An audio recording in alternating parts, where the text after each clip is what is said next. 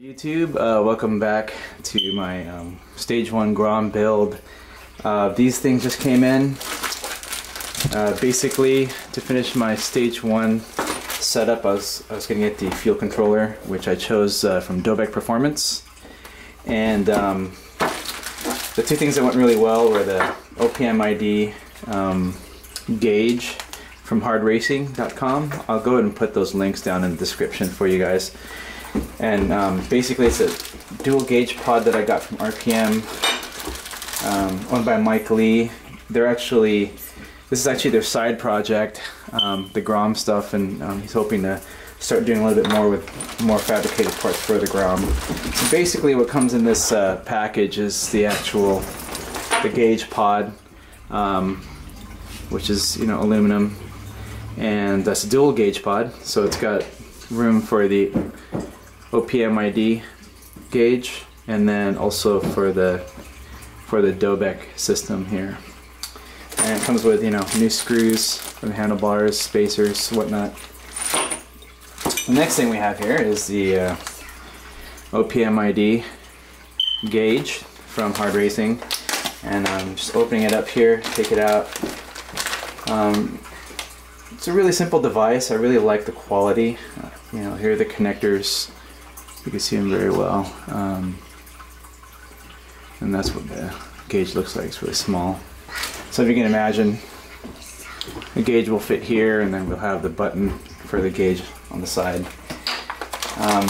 Also what it comes with is this OE style wiring harness for the Grom. Looks like it'll be a really clean install, professional build. Quality is really good from Japan. Then here we have the AFR Plus Generation 4 technology from Dobeck Performance, and this is what comes in the kit. So here's the documentation, nice little sticker here. Now, when I first saw it on the website, I wasn't too impressed with the gauge, but seeing it here, as you can see, it's a really nice quality gauge that it comes with. It's actually the gauge and the controller. And this is the water resistant version that I added, so it's worth it. Right here is the kit, for the Grom. Comes with the controller, and then what really strikes me about this is the OE type connectors that are on here, and it's really good quality build. I mean, the cabling, it's just really good attention to detail, good quality USA made product right here. And of course comes with your standard Bosch wideband sensor, and that's basically it for the Dobeck kit. So after this, I'll be installing the temperature gauge and the voltmeter first. Hard Racing has a really good install video on it, so I'm probably not going to show that. And also for the AFR Plus, I'm just going to try and install it and just show you guys what it looks like, after the install, before I put the body panels on, so you can kind of get an idea of where I routed the cables and where I placed this unit right here. Alright guys, I'm almost done with the Dobeck Performance AFR Plus. I just wanted to point out to show you guys the difference between the stock narrowband sensor and obviously the wideband. Big difference. What I'll be doing is using the adapter here so that the sniffer can stick into the engine. See how that goes.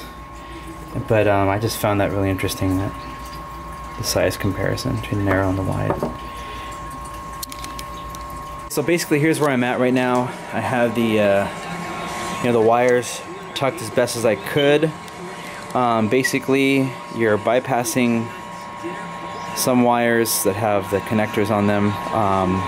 You have an entirely separate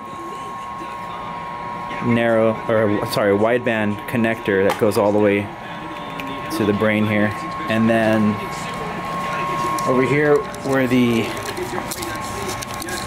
where the fuel injection, where the fuel injector is, I basically unplugged it, tied it up here, and put the bypass so it's up out of the way. I don't know if you can see that. Okay, wait, is that better?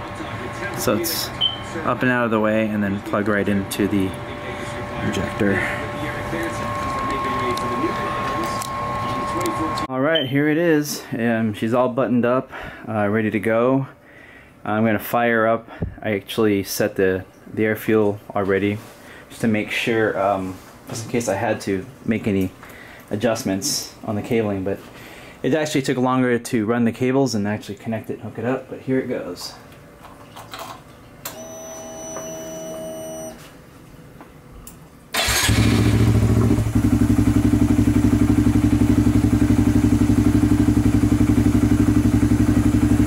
Better view at it.